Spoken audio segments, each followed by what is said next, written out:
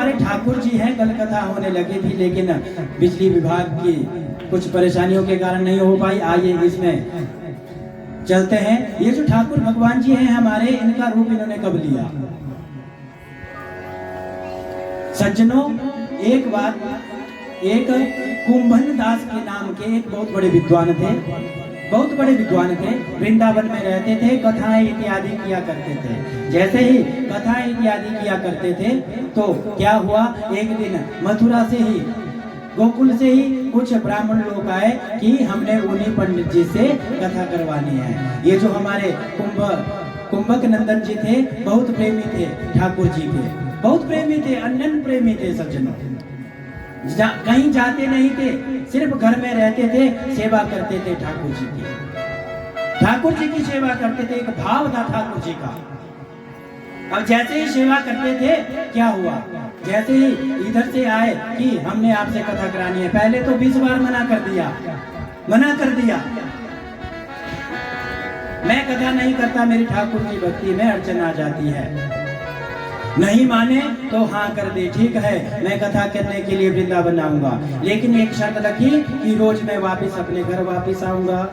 शर्त रख दी कुंभ नंदन जी ने। उनके एक पुत्र थे रघुनंदन जी, उन्होंने क्या सोचा, चलो दिन दिन को जाया करूंगा, कथा करूंगा, रात को वापस आया करूंगा, सेवा कर लिया करूंगा अपने प्रभु की। तभी क्या हुआ, एक दिन जिस दिन कथा शुरुआत हुई उसी दिन कुंभक नंदन जी ने क्या किया, सुबह ही भोग बना दिया अपने ठाकुर जी के लिए, कृष्ण जी के लिए भोग बना दिया। जैसे ही भोग तैयार हो गया सज्जनों, अब क्या किया, रघुनंदन जी के लिए कहा, अरे रघुनंदन बेटा ऐसा करना, मैं तो जा रहा हूँ कथा करने के लिए, तुमने ठीक दिन के 12 बजे भोग लगा देना ठाकुर जी के लिए। ठीक है पिताश्री, लगा दूंगा। अपने आप कथा के लिए चले गए। जैसे कथा के लिए चले गए, दिन के 12 बजे, अब बेटा था, चंचल था, मन सच्चा होता है बच्चों का, तभी तो बोलते हैं कि बच्चे मन के सच्चे। अब क्या किया, भोग लगाने के लिए बैठ गए ठाकुर जी के सामने। जैसे ही बैठे, अब क्या किया, प्रभु भोग लगाओ, आंखें खुली है, प्रभु भोग लगाओ। ठाकुर जी आगे से नहीं आ रहे हैं भोग लगाने। अब बच्चा था, बच्चे के मन में था जैसे हम, मैं और पिताजी भोजन करते हैं, वैसे ही ठाकुर जी भी भोजन करते होंगे, वैसे ही भोजन करते होंगे। अब क्या हुआ सज्जनों, बहुत बार बुलाया रघुनंदन ने, अरे प्रभु भोग लगाओ, भोग लगाओ, भोग लगाओ, भोग ही नहीं लगा रहे हैं। पिता के, जो पिता ने कहा था कि भोग लगाना, उनके वचनों को भी पूरा करना है, लेकिन नहीं हो रहे हैं वचन पूरे। अब क्या हुआ, रोने लग गए हमारे रघुनंदन जी, आंखों से झरझर आंसू निकलने लगे हैं प्रभु के लिए। तभी तो कहा था आपसे, अगर रोना है तो प्रभु का आगे रो, प्रभु के आगे रोया करो। आज खूब ये जो रघुनंदन थे प्रभु के आगे रोए, क्यों रोए, प्रभु भोग लगाओ, भोग लगाओ, भोग लगाओ। रोते हुए सच्चे मन से जब यहाँ रघुनंदन जी रोए तो क्या हुआ, इन्होंने वहां पर साक्षात रूप में आ गए। बोलिए बांके बिहारी लाल के, साक्षात रूप में आए और भोग को लगा लिया, खाने लगे। आज दोनों इकट्ठे खा करके खा रहे हैं बैठ करके।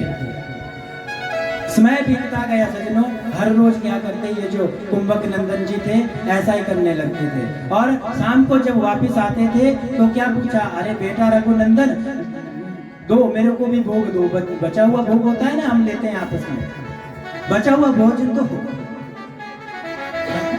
रघुनंदन कहते हैं, अरे भोजन तो सारा पा लिया ठाकुर जी ने, कुछ नहीं बचा है।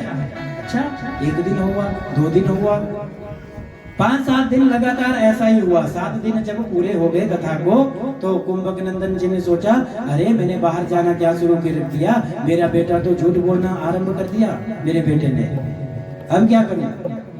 अब क्या किया, एक दिन कथा तो पूरी हो गई, आज घर में ही रहने थे, क्या किया, लड्डू बनाए और छोड़ दिए रघुनंदन के पास।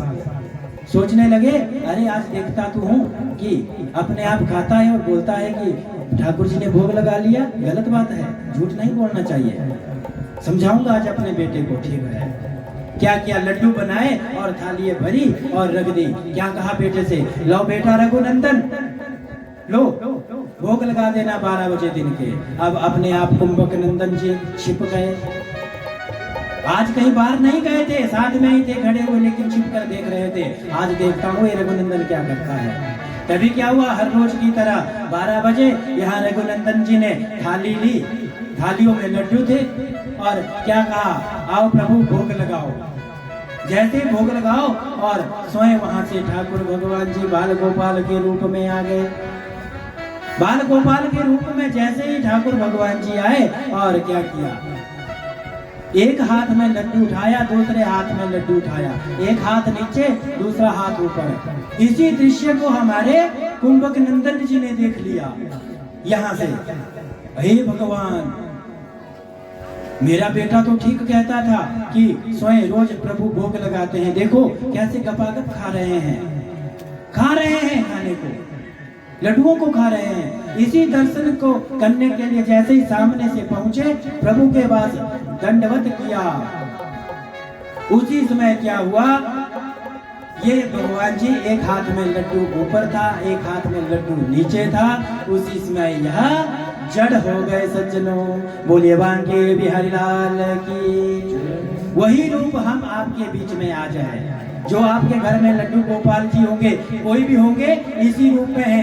एक हाथ में लड्डू ऊपर है, एक हाथ में लड्डू नीचे है और बैठे हुए हैं। बोलिए बांके बिहारी लाल के, लड्डू गोपाल भगवान के।